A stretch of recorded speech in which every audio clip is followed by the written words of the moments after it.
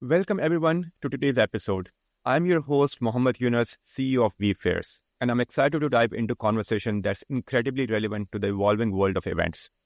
At vFairs, we have seen firsthand how content and technology are reshaping how events are experienced, and today we'll be unpacking some of the biggest trends in this space. Joining me is someone who brings a wealth of knowledge to this topic. Miguel Neves, Editor-in-Chief of Skift Meetings. Miguel is a seasoned professional with a deep understanding of how events and travel industries operate. He's leading the charge in creating impactful, thought-provoking content that resonates with organizers, sponsors, and attendees alike. I personally follow both Skift content as well as Miguel on LinkedIn, and I'm a big fan of the content that these guys produce. In this episode, we're going to explore the power of content strategy in the event industry, how content can extend the life cycle of an event and keep attendees engaged year-round. We'll also dive into emerging trends for 2024 and 2025, bring everything from evolving attendee expectations to the future of sponsorship models and events. And of course, we'll be learning how Miguel and his team at Skift stay ahead of the curve when it comes to spotting trends and creating content that makes an impact. Miguel, thank you so much for joining us today. Let's dive right in. Thank you for having me and the kind words. Miguel, before we dive into the core of today's conversation, can you share a bit about your journey? What initially drew you to the events industry? So I used to be in the music industry. I'm from Portugal originally. The music industry is quite a small industry in Portugal. I was very involved in lots of different things, from being a musician to also producing in studio and also on stage. And at some point, I kind of left the music industry behind, started working in events, and thought, hey, this is actually a really exciting industry. It has the same sort of peaks and troughs, right? You sort of build up to a big thing, and then, you kind of come down from the stage. But there's this kind of building up that's really exciting and bringing a lot of people together. And so that was really my entry point. I actually was in Portugal for a while, tried to make kind of the industry in Portugal work.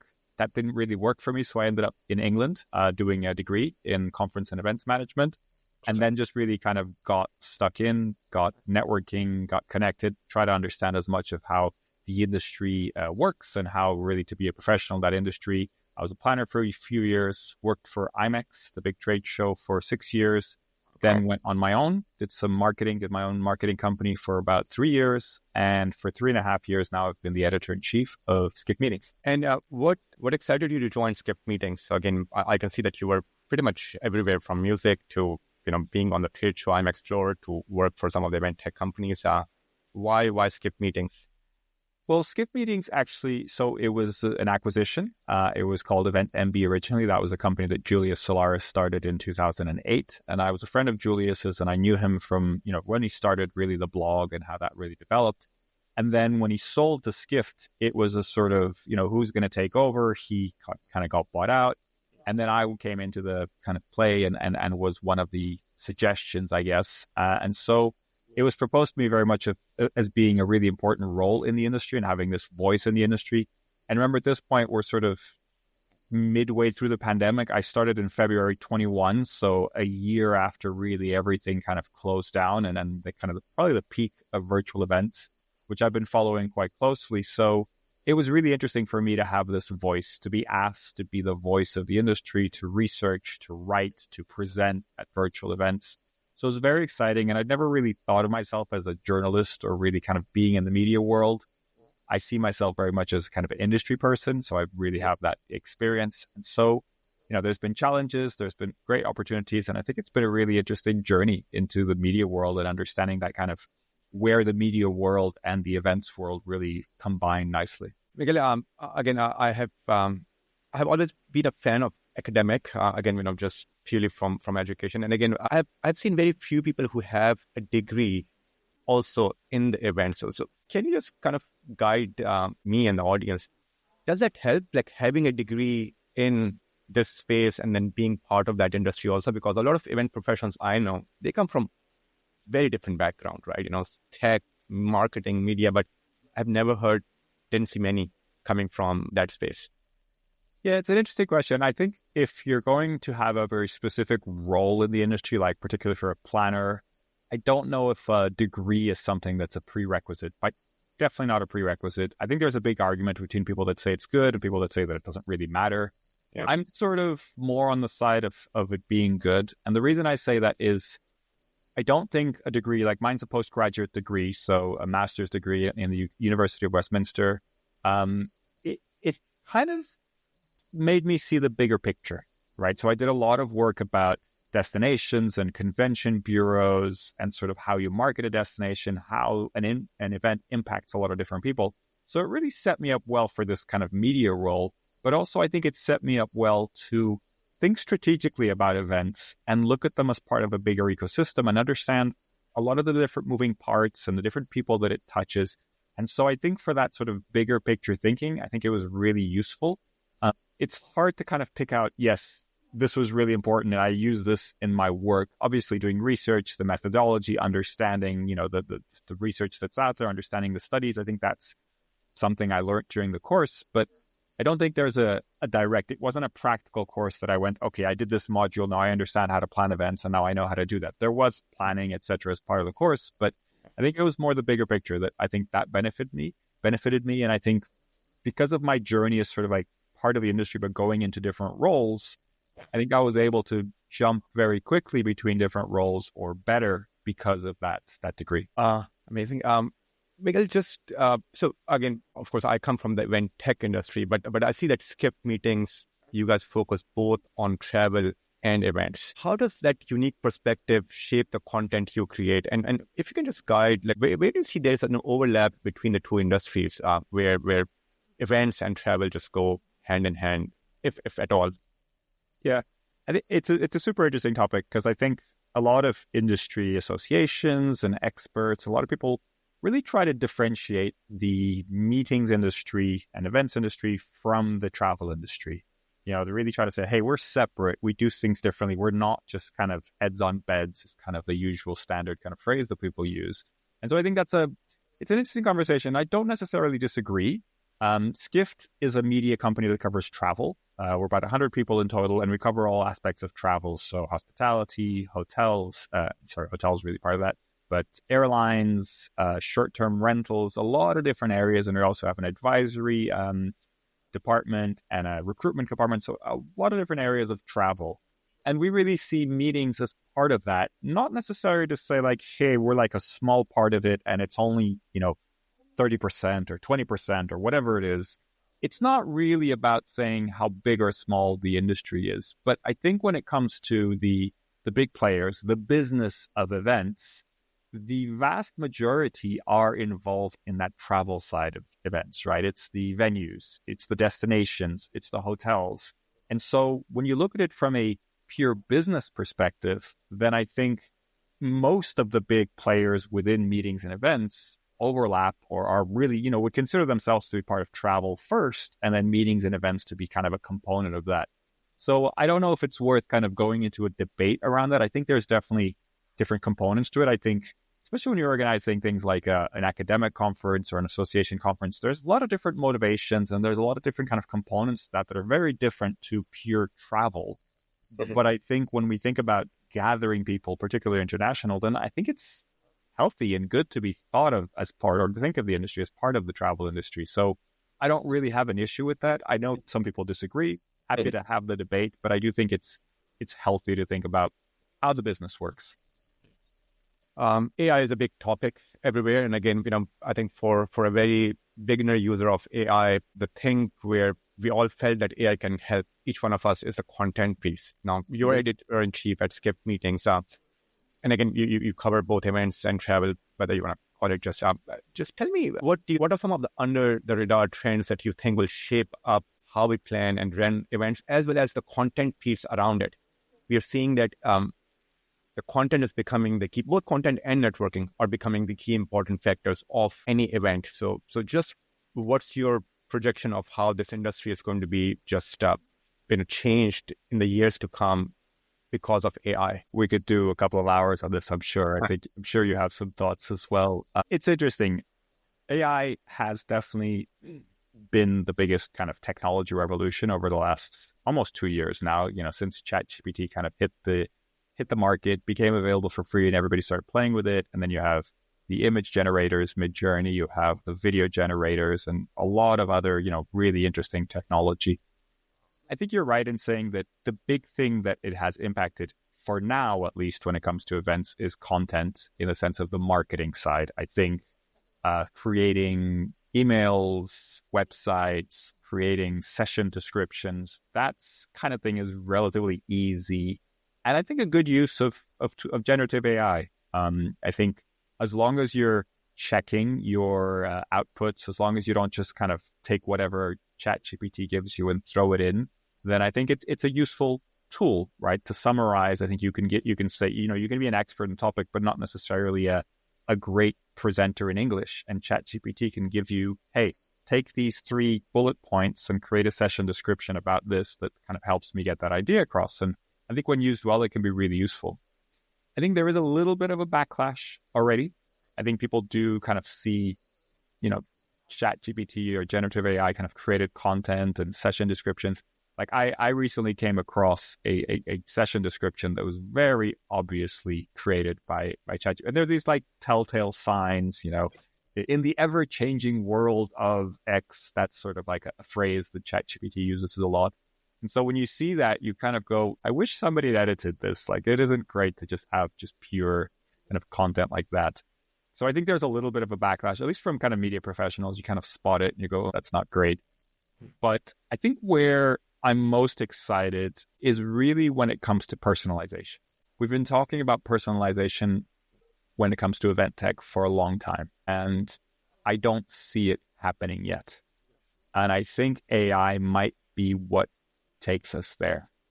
And for me, personalization would be having an app or having a portal to an event where you can use it as if you're using a dating app, if you will. I have to admit, I've never used dating apps. I'm not a dating app expert, but from what I understand, Tinder and other dating apps, the simplicity, like the way they work, the UX is very well developed. You see someone, you see a picture of someone, or you read their profile and you swipe yes, right, or left, right? You sort of say yes or no. And that simplicity, that swiping, that kind of action that's very easy to do on a mobile device, I think that's what makes them very work, right? And the kind of a social media feed kind of technology as well that's also present in that. And for me, that's what I think we're going to see when it comes to event tech. I think we're going to see, an event has 1,000 sessions of content. That's just ridiculous, right? Like, you're never going to be able to watch 1,000. And just navigating through those 1,000 choices is really exhausting. And while it might work as a marketing technique, look at all the great content we have. In practice, it's really annoying, right? It's a challenge. It becomes a challenge. Like, hey, it's an advantage, but then it becomes a challenge. And so what I think AI is going to enable us to do is to create interfaces that actually understand who we are, understand our actions, and then make that process much easier. Yep. So maybe let's say there's 1,000 sessions, and immediately, because the AI is sort of active, it'll know that anything at a junior level or anything on these topics or anything like that, we're not going to be interested in. So I wouldn't say exclude these things, but maybe sort of show them in a secondary kind of level and sort of say, hey, the AI has already helped you go from 1,000 sessions to 100 sessions, right? Okay, that's super helpful. And then there's all sorts of components to this as well. The obvious one being matchmaking and networking, which is very similar to the dating app, right? Kind of saying, I've also seen a lot of promises around matchmaking and networking. And then when I actually use the technology, most of the time, the matchmaking is relatively rudimentary. And I think most companies that I've spoken to have said, hey, this is actually a data quantity issue. We don't have enough data to really make this work. So if we had users across multiple events and they just kind of gave us a lot of data, then we could really fine tune this and it could be really good, but we're not quite there. From my understanding of AI is that we can actually make bigger assumptions. We can make bigger leaps and we can find these things quicker and fine tune who these people are and who they want to meet a lot quicker. So if I could go to an event and have technology really be a guide, really help me make the most of that event in a very sort of co-pilot way, then I think we're getting somewhere. Then I think people are like, hey, if you're using technology, then you're like a super user rather than somebody who's just sort of showing up. Miguel, I think I want to maybe dig a bit deeper into two topics where one of them is AI for events and event tech, and then AI for content. I'll start with the content piece first, and then we'll come back to the AI for event tech. So first of all, again, the way we at least, use AI is that we see what is the job to be done, and then we think about AI. Okay, is AI going to help me amplify the existing system that we have? Whatever our users are doing, can AI help amplify the user experience or the productivity of that user? Or should AI replace what we have? Because maybe we're doing things the old way, and it should be just a prompt based, etc. Or what, AI shouldn't be there. Again, let's take an example of something more that happens in a company. I might be doing a performance evaluation of an employee. I might give, again, an open AI model, etc., that here are the OKRs and here's how this person has performed, etc., etc. Can you do a bit of analysis for me, blah, blah, blah, etc. But once I have that, who should do that performance evaluation? Even though an AI robot can do that, but it should always be a human to human, right? So again, there are some places where AI can help do a lot of work, but then there are things where it should always be a human doing it. I personally, as of now, so far, haven't seen, you can say, a viral content out there that's actually meaningful, impactful, just generated by AI.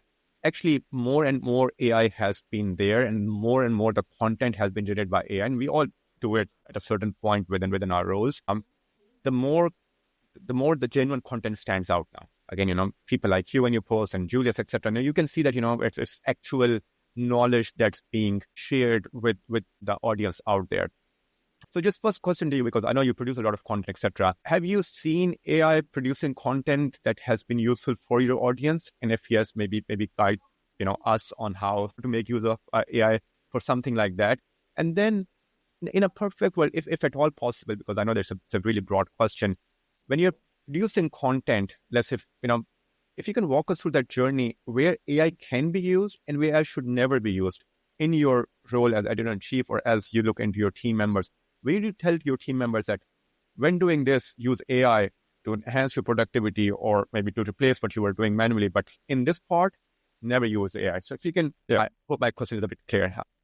Yeah, no, happy to share my thoughts. And again, I think, you have a lot of brain power in your company and yourself as well, looking into AI. So I don't want to speak out of turn.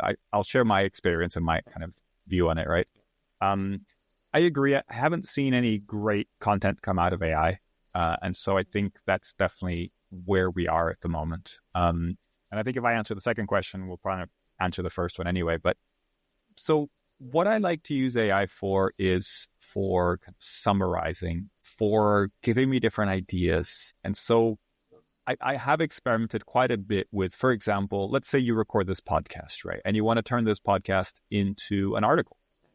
And you can easily, transcribe the podcast using AI, pretty accurate, let's say 98, 99% accuracy. Sometimes, acronyms and things like that are misunderstood, but it's pretty good.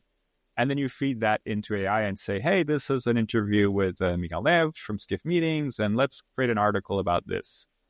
And it'll do it, right?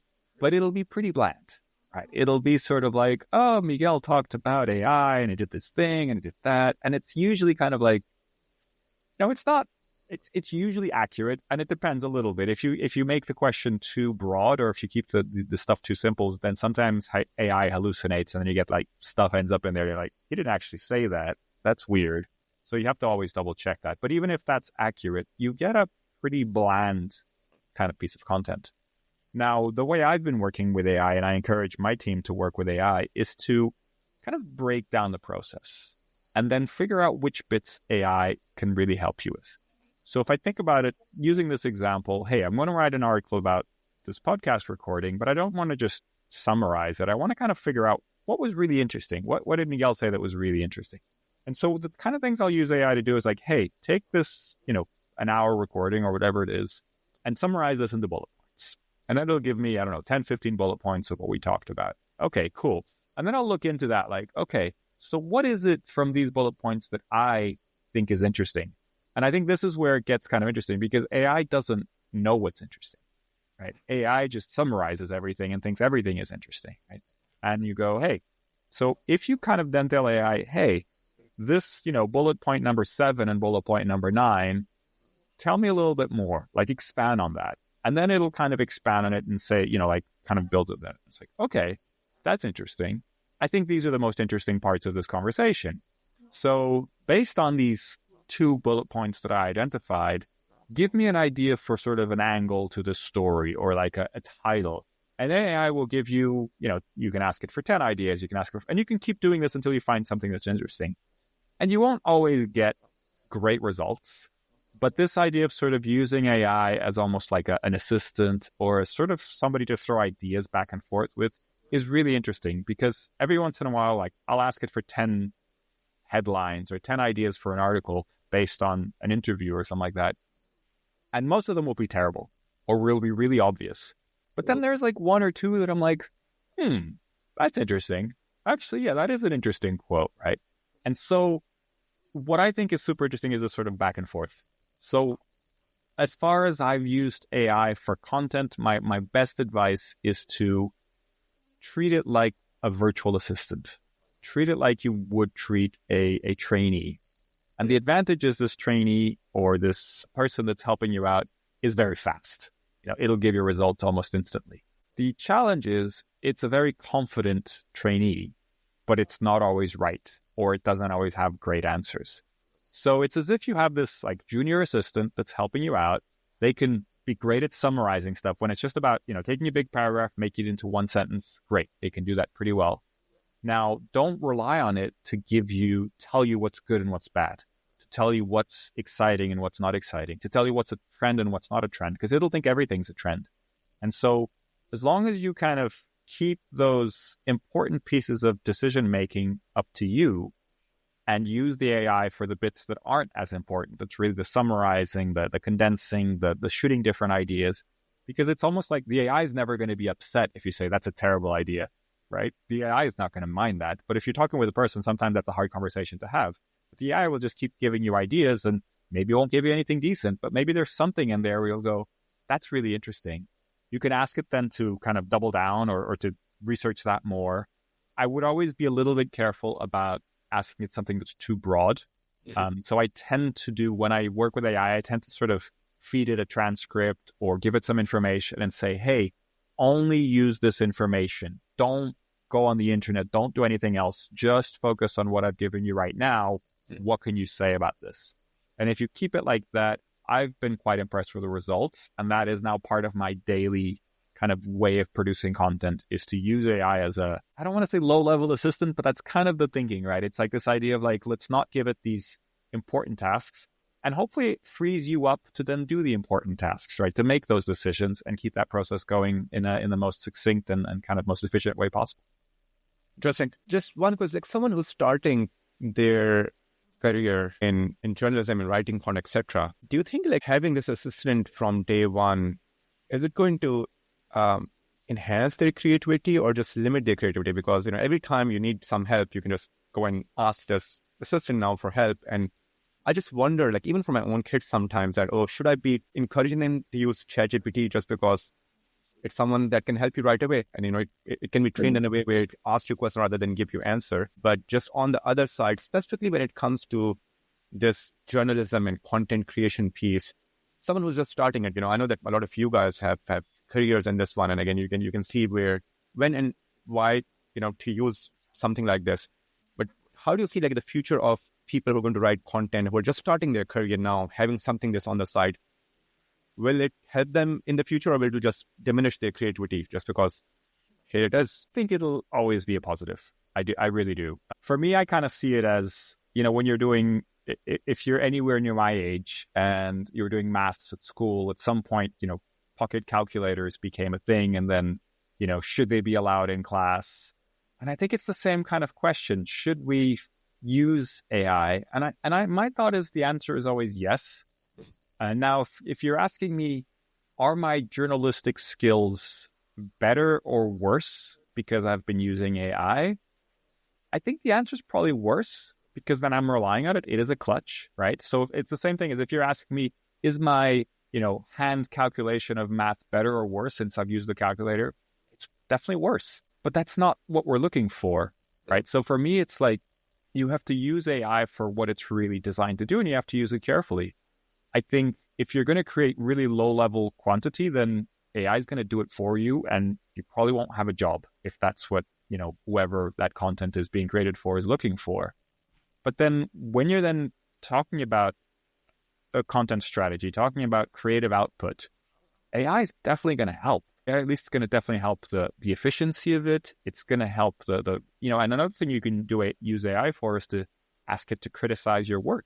You can put your draft in and say, hey, could you tell me how to make this punchier? Could you tell it how to make it more professional? And it will.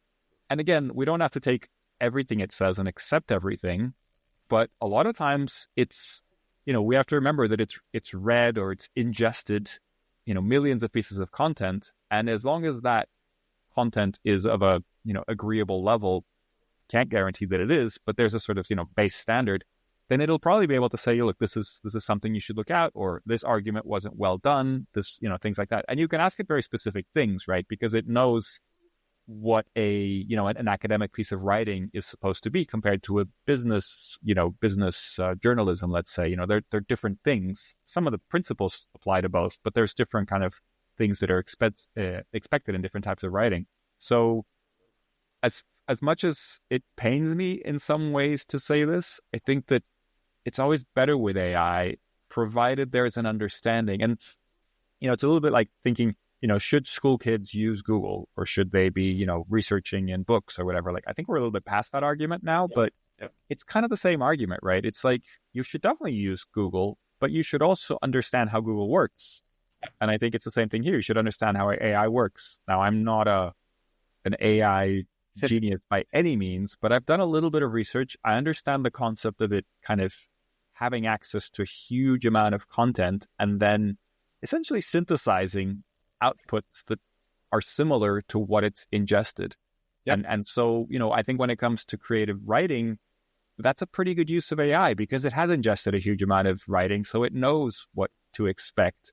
But we have to remember that it's generative AI. It's not a creative genius there. And so we should use it for what it's good at.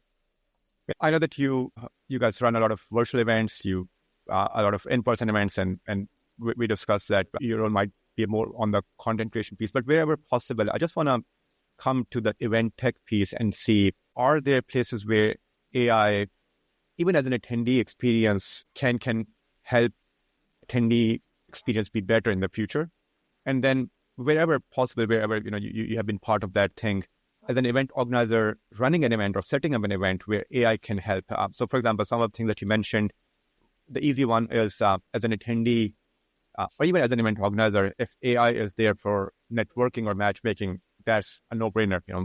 We all want to network with the people that we really, are craving to meet, etc. So I think that's pretty straightforward. But I think everything else in a virtual event, whether it's landing page content and the registration form and then the session description creation, which you mentioned, AI can easily help.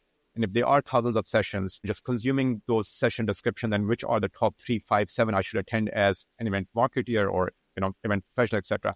Just your top 3 picks of where you believe that event tech should make use of AI to provide even a better experience to attendees or event organizers wherever possible, just for better experience overall. Yeah, I think anywhere where AI can help organize content, it's super helpful.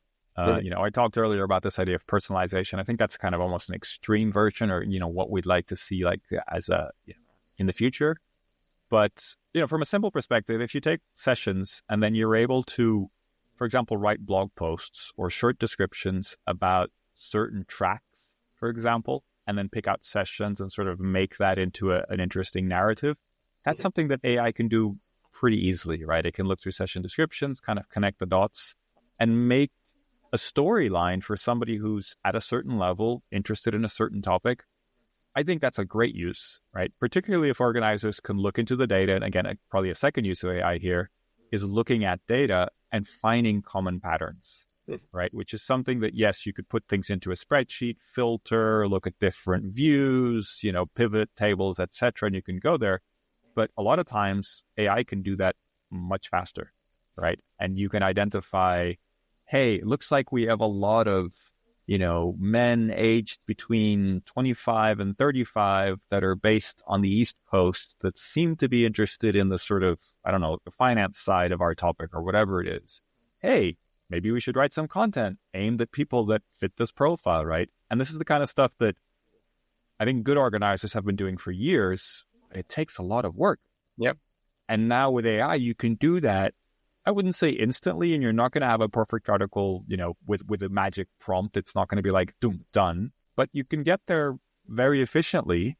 Mm-hmm. And that saves you time for other things. For example, how do you figure out the timing of when this communication should be out there? Yep. Right. Like figuring out the correlation between registration patterns and when this content is useful.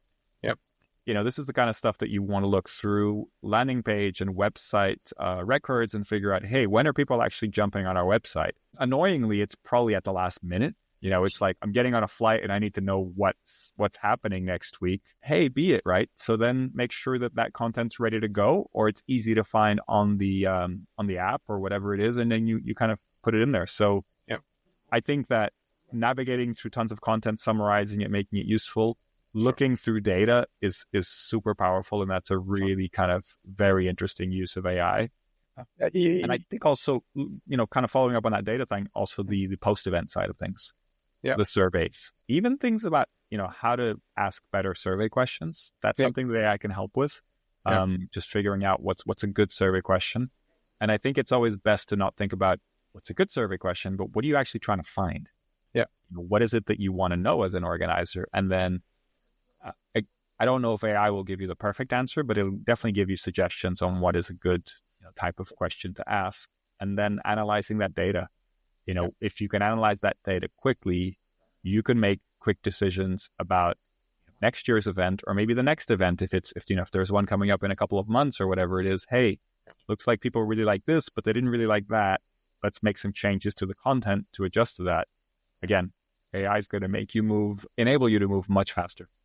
Miguel, you mentioned something, and again, that was a topic that a lot of other people were discussing within the events industry. I'm just going to ask you, you said like annoyingly people will look at your website just in the last minute. And just one question come to my mind, because last week I was sitting with someone who organized one of the largest conference in Europe. And the guy was like, I was extremely stressed over the last 2 months because more than 50% of the ticket sales happened in the last 1 month. And the 50% of that 50% happened in the last 1 week. And it was like, this is not how it used to happen before. So he might have got the same amount of people who attended the event, but just when people were purchasing the tickets, have been completely shuffled. So, not in the beginning when he was giving the early bird discount, but just in the last 1 week when he was just literally stressed out of what will happen to this conference. Just because you deal with travel industry a lot, do you have some insights of why this is happening, or is this something that's becoming common where people are unfortunately purchasing tickets in the last minute and it becomes really, really hard for an event organizer to plan all of that? If I had the answer to that, then I would probably be a millionaire. So I don't think there's a simple answer to that. Yeah. My feeling is that it's more of a just general issue, like a general societal development, than it is an event thing. Okay. I think it's more to do with the fact that we're so last minute, that we don't print stuff out, that we don't really, we order stuff on Amazon that we thought about yesterday and it arrives on our doorstep tomorrow. And this way of thinking, we book flights very last minute, etc. I think this way of thinking is what's causing that, and also this sort of indecision. I think there is an element of still a recovery from COVID, still businesses trying to figure out how they operate. Do they need to go to all these events? Do they have the budget? So there's still a lot of uncertainty. Budgets are sort of like on their second year of some sort of normality now. So there's an element of, oh, we didn't really do that 2 years ago. Oh, we did it last year. Okay, we should probably do it again this year. So there's, kind of those conversations still happening. But I think it's just a reflection of society being much more last minute. And unfortunately, I think for planners, there isn't really an easy answer there. The early bird, as you mentioned, is sort of a very well-known tactic. I think some people have been suggesting early bird doesn't really work that well. I would question that. I think people still like the discounts, but there is an element of not just giving people a financial discount, but also giving them like extra value, right? Because the early bird is very much just the price difference. Yep. Extra value could be something like, hey, if you're registered for this, you get to do this free webinar with one of our key speakers where he'll speak to only 100 people and, answer your questions before the event. That I think is a clever marketing technique that'll get people talking about it and say, hey, this is actually kind of a good reason for me to register and I'll save some money. Right. So there is a kind of shift there into providing value that I think could be very successful. Yeah. But yeah, I don't know if I can offer anything beyond kind of societal change, remote work, hybrid workforces, new generations coming into the workforce. There's a lot of change and a lot of stuff that just isn't it's unlikely that people will just book very far in advance. That doesn't feel like where society's going. Yeah. I want to discuss some of the content piece. And again, I want to maybe see, I know a decade back, we were all about let's write blogs and, blogs will help.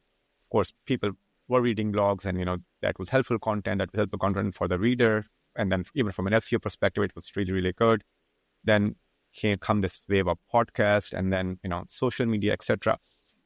How's content strategy evolving in the event space in particular? And again, just give me some examples of what's working for Skift meetings a lot. Are these the case studies? Are these the research reports? Are these I know TikTok, Instagram has these reel videos, etc. Those, 1 minute pointers. If you can just comment on different types of content that you're producing and the different distribution mediums, whether it's the website or the blogs, and just your take on some of those things within the event space in particular. Yeah, look, I think, we're a media company and somewhat old-fashioned in some ways, because I could sit here and talk about TikTok and talk about all sorts of different media, and it's all content, right? Whether it's video, whether it's written, etc., whether it's a podcast, it's all written. We do our own podcast, which I very much enjoy doing.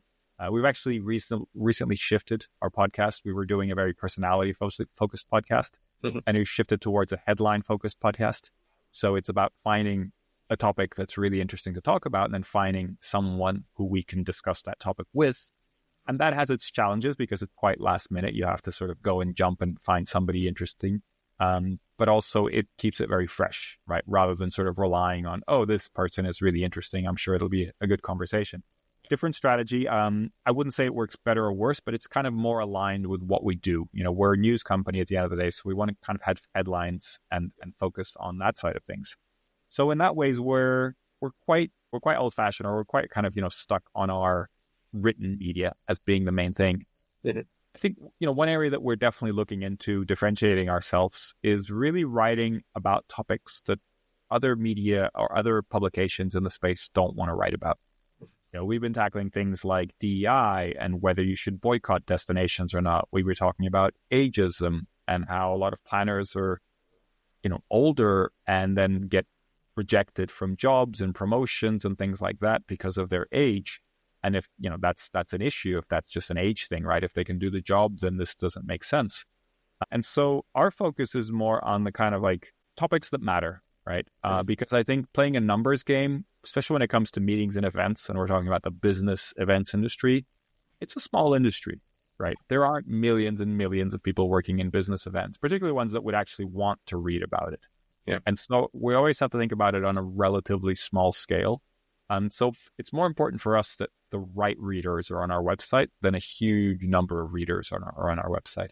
So I think the blogging, SEO is still very important for us. We want to write about things that people search for.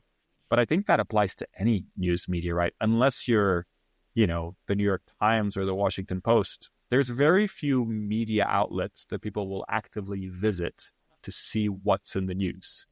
Most people find their news by something they see on LinkedIn or something that's in their feed or whatever it is. Like there's not many places that people go for just, hey, what's in the news? I'll go to this site, right? And I don't think in the meetings industry that necessarily exists. My competitors might say I'm wrong and they are the source, but I don't think so. I think that it's very much about where those conversations are happening. And so in the last few years, LinkedIn has really become the place. It has become the place where a lot of the business conversations happen. And, some people don't like it. Some people feel like it's becoming TikTok, and there's videos now and there's all these things and you're always playing with algorithms. And yes, LinkedIn and Microsoft in this case are controlling and it's kind of rented land. You don't own it. You don't own a mailing list. You don't know how many people are going to see it. But ultimately, it's a destination where people go.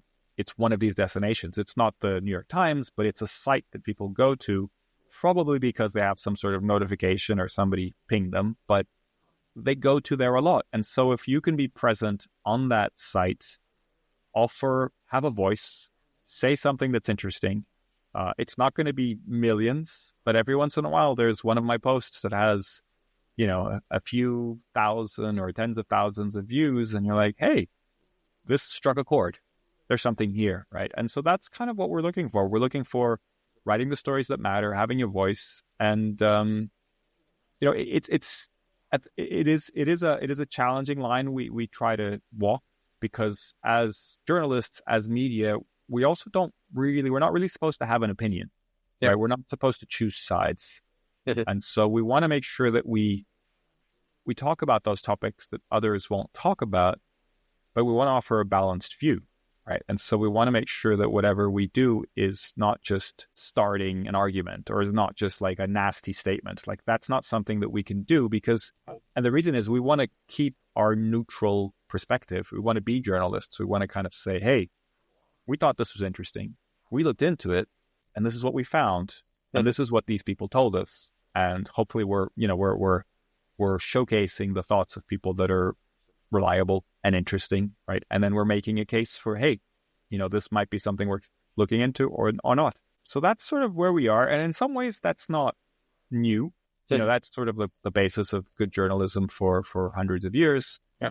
But we're always trying to kind of adapt it and figure out how to do it for a modern audience. Again, a little bit like your question about the people registering last minute. People are consuming things last minute. So we have to be quick and sort of say things, reach conclusions very quickly, but essentially be sort of with our ear on the ground, just kind of figure out what's going on. And just like, what's your thought on, just for the same events for business industry? Again, pretty much same thing. Like, we also feel that LinkedIn is the place where we find most of the people within the event space. But more about the format. So again, on LinkedIn, I know that it was all about just purely text-based content. In your case, I know that you guys do really amazing reports that people can go ahead and can download and can get a lot more analysis.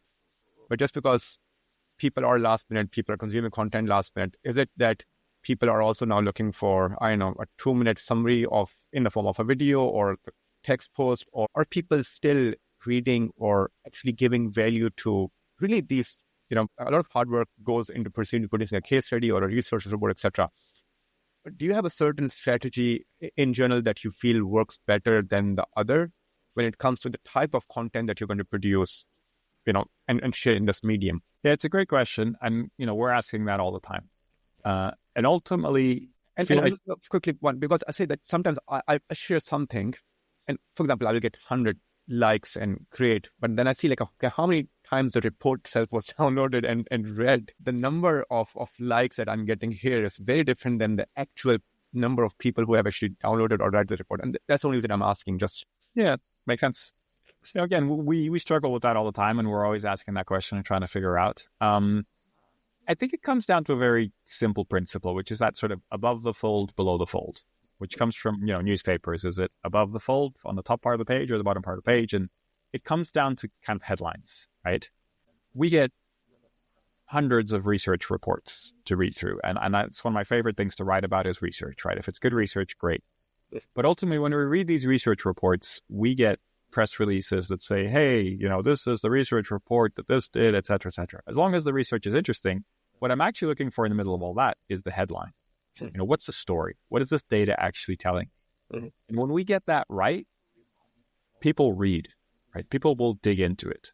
And part of it is not giving everything away, but part of it is really piquing people's interest, right? And so while sometimes it's really disappointing that, hey, something was really popular, we had an interesting conversation, but nobody actually read the report or nobody actually clicked on the story and actually read the story, we're sort of becoming okay with the fact that it's just how it is, right? So I'm also experimenting a little bit with, hey, how much can I give away of the story?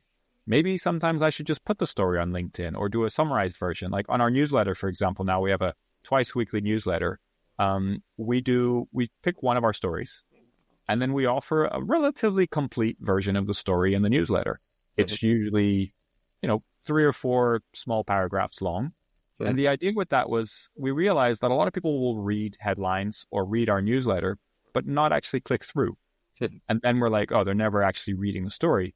But why don't we give them one story that's actually we think is the top story or one of the good stories of this week, and kind of just say, hey, it doesn't matter if you don't click through, but if you read these 4 paragraphs, you'll get most of what we're writing about.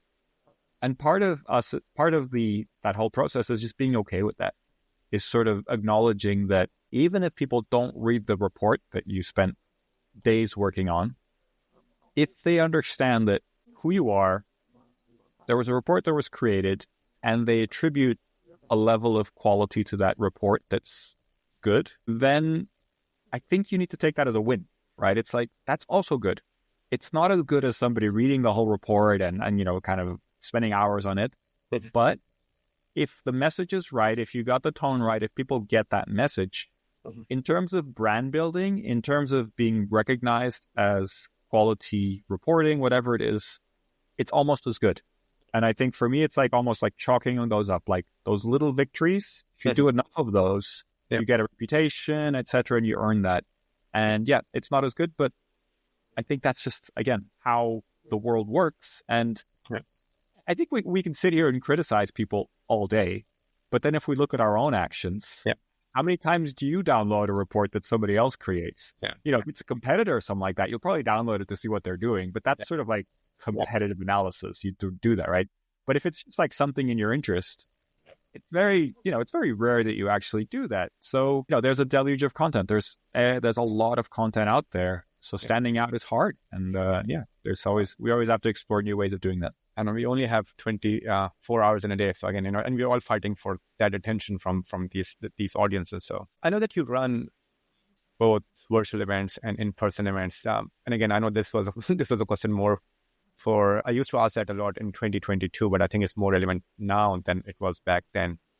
Your take on virtual events now, and are they working for you or not? And then also for in-person events and hybrid events, are people running hybrid events given the cost of everything? What's your recommendation that if someone want to do a virtual event and in-person event, should they do it at the same time, or should they just do it one after the other? And just how do you think that digital events and hybrid events, what will happen to them in the future? Like, just your take on that. Let me start with hybrid events first. I think a lot of larger events are hybrid in the wider sense of the term. I don't see a lot of events investing on that really true hybrid experience of sort of having a moderator for the online audience, making it into like a complex event, and then, like creating almost like really 2 events at the same time. I think most companies, what they're doing is they're streaming their in-person content and doing a good job of it, but not kind of dwelling on it, because I think it's quite tricky, because a lot of the online audience also, they can't be there in person for whatever reason, cost, or they just can't be there. And so they really want sort of access to stuff that's important, and they want to jump in and out. And I don't know if a lot of people actually want to engage and interact. Yes, all the sponsors and the suppliers want to, have these online conversations, but the attendees, the buyers, if you will, don't think they're in there to meet all the sponsors and have that event experience. And so I think it's okay for us to say it's hybrid in the sense that there is an online experience, but it doesn't have to be, true engaged hybrid, whatever you want to call it. So I think they're really relevant, but I think it's fallen into that kind of perspective. On the virtual side, look, we still run virtual events. We've kind of set our format for a 2-hour virtual event. I don't see a lot of kind of multi-day or whole day virtual events happening right now, and pure virtual, not an in-person event. At the end of the day, it's a sort of extended webinar. We do it because we have multiple speakers and we sort of have different topics and we kind of bring in different people. And it works. I think people get it, but a little bit like what I was saying about the hybrid events, I don't think people are spending their whole day thinking about it. I don't think people are kind of mapping their whole week around it. I think people are saying, hey, I registered for this. It fits within that 1 hour or 2 hour period in my calendar. And if it's well produced, if it's well thought out, if the content's good, if the platform's good, if things work, if I can quickly jump into sponsors, if I can quickly chat with someone else who I thought was interesting, connect with them on LinkedIn, and kind of my life is better because of it, fantastic. Then virtual events can be important. They can be part of like a bigger marketing, a bigger engagement piece for associations, for corporations, etc. And I think that's where we are. I think virtual events are definitely still very much alive and kicking. Definitely not, they don't have the expectations that we had during the pandemic. I think, from an investor perspective, particularly, but also just from a user perspective, they're not the future of in-person. They're very different things. And I think we need to be okay with that. But I think most companies still understand, and in many ways, they're very sort of top of funnel. Top of funnel, get people to register for a webinar or a virtual event. It's relatively low commitment. They can jump in, they can see what they need to. And they're great to kind of get people engaged with the brand and then get them to commit to actually going to an in-person event. And I think they're great for those things. There's a million different uses, but I see that as sort of the obvious one. And again, just because we power hundreds of virtual events, other than in-person events as well, there are many use cases where virtual ones are just a lot more better than in-person ones. So again, I know that that's not the topic of this kind of podcast, but whether it's job fairs, career fairs, benefits fair, the reality is that, the virtual event that's run for those use cases is far better than the in-person one. And then, of course, there are a lot of other. And I know, you know more about this than I do, but I know that job fairs particularly are an area of virtual events that are doing very well. And that makes sense to me, right? Because like going in person to a job fair is incredibly intimidating. And you're trying to see all these different people and explore all these different avenues. And it's just something that works very well in an online environment. It's a lot less, you don't have to commit as much to it. You don't have to, dress up so much and have all this thing and kind of, so for me, it just makes sense, right? It's not trying to equate the two. It's trying to say, hey, this is a really powerful use of virtual. Yeah. Just last set of questions. We discussed, of course, behavior is changing. People are signing up for the last minute. People are consuming content in a very quick manner. Let's talk about sponsorships because, again, the same guy that I met and then a lot of other people, different people have different opinion of just sponsoring, committing to these really great events. But then others, they don't have any issue with it. So just purely in terms of that, where do you see how sponsorships are changing and then what sponsors care about now? Do they really care about, the number of views and clicks, or can they go above more on the actual outcome rather than the clicks and the downloads and the people who are out there, more on the quality than on the quantity? So how do you see that just shaping within the industry right now? I think we came from a perspective of sponsorships, particularly on in-person events, being very sort of branding and kind of like, put a big logo here. Your logo is in the middle of all the logos on the website, or your lanyard, your logo's on the lanyard. And I think those are very static. A lot of those you can't really measure as well, which I always thought was kind of strange, right? Yes. And that went, when virtual became really popular, there was sort of similar versions of that, the exhibitor showcase and those kind of things. I don't think those work particularly well. I think unless somebody is at a position where they're actually looking through a number of different companies to buy something, it's unlikely they're going to go and visit the exhibitor showcase, right? And so if content is the driver for events, and in most cases it is at least one of the core drivers, then I think smart sponsors are the ones that are getting involved in that, part of the content.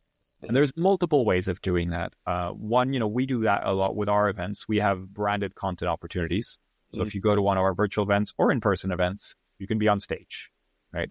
But what we do is we don't just let people on stage, hey, you have 10 minutes, do whatever you want. No, we actually build the presentation with them. So we sit down and say, hey, what are your objectives? We want to talk about this. Okay, cool. So let's talk with our editors. And we have a different part of the company that deals with that and say, hey, what do you want to talk about? How do we want to shape this message so that we think it resonates with our audience? And so we create content. We make sure there's a logo up there and people know, hey, this is branded. Mm-hmm. But we essentially create content that we see as just as valuable as our editorial content, right? So we kind of try to help the clients build a content that's really powerful. So that's one of the ways to do it. Sometimes some clients just want to sort of, hey, we just want to display this video of our product, right? And we're like, okay, cool. And then we can charge a premium. Hey, we're going to display this video just before one of the keynote speakers or something like that. So I think that kind of stuff can also work. But you have to sort of realize that people will tune out, right? Look, if it's a really good video, then people will probably stick around and watch it. But most of the time, people are like, okay, there's like an ad for 30 seconds or a minute. I'm going to tune out. So I think the more you can embed this, and I'll give you like an example. This isn't quite directly what you're talking about, but hopefully this will make sense. I was at an event a couple of weeks ago, and at the end of the event, they announced the next year's destination. Right? It was like, next year we're going to this destination, sort of get people interested, etc. And they announced the dates, etc. Normally, what happens is sort of the head of the convention bureau will come on stage and sort of say like, hey, we're at the destination next year and we're sponsoring lunch this year and go and have lunch and it's going to be great. Make sure you come next year. And it's like, okay, it's nice. Everybody likes it, but it's not very impactful. This destination, what they did was they created a video about the destination, and then they had a live performer do a spoken word kind of poem over the video. And the video showed the destination, kind of early footage of the destination. Mm-hmm. And it didn't kind of reveal what the destination was until the very, I think it was maybe 2-3 minutes long, until the very last 10 seconds. And so what we saw was a performance, right? It was like this powerful poem performance and the city, and it was all about the city and how magical it was and all these things. And it was like, wow, this person is speaking live, is performing for us, is doing all this stuff. And then there was this big reveal. And for me, it was like, wow, that's how you do a destination presentation, right? And of course, this doesn't apply to all brands, but I think taking that idea of making it into a performance, into a piece of content at the end of the day, that's when you win, right? And yes, look, it's more expensive. You need to work at it. You need to do a lot of other stuff. But event sponsorships aren't cheap, right? If you're not going to invest and actually do something worthwhile, then it's probably not worth it anyway. So I would say stuff like that is what's really working.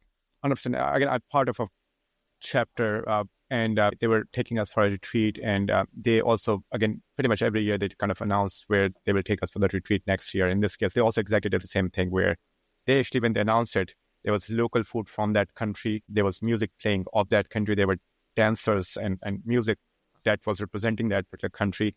And, it made me kind of excited right away that, I should sign up for it. So I think as and when people kind of do it in a certain way, I agree, it pushes us. One last question, Miguel. I know that you attend a lot of events within the event industry. Your top 3 events that you just always love and recommend, anyone from the event industry, whether it's event tech or events in general, to also attend and experience how great those events are. Oh, that's a tough one. I don't want to endorse events in particular because I think that's a tricky one for us. But I think IMEX America, we were just at a couple of weeks ago. I think it is by far the largest event for event professionals in the world. So I think that, or the Frankfurt edition, which is also similar size, a little bit smaller, but also very powerful. I think those are very good. There's the competitor to that event, which is IBTM World in Barcelona, happening in a few weeks, I think in a month.